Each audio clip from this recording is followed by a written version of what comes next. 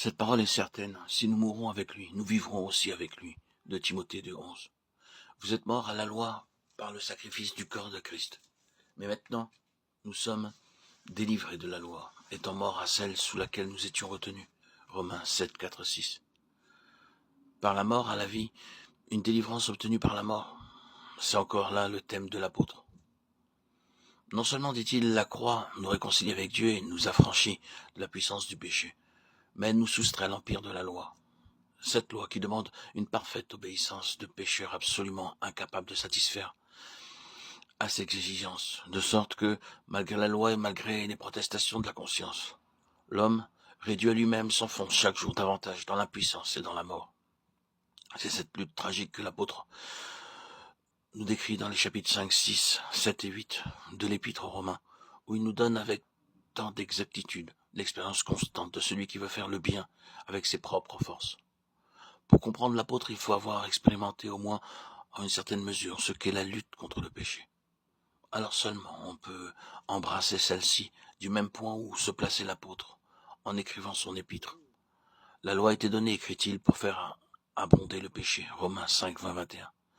Le but que Dieu poursuit, c'est de révéler à l'homme la grandeur du péché, son universalité, de manifester sa laideur et de faire voir à quel point il est haïssable.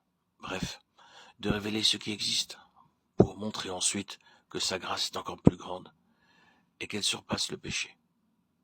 Sa grâce a surabondé.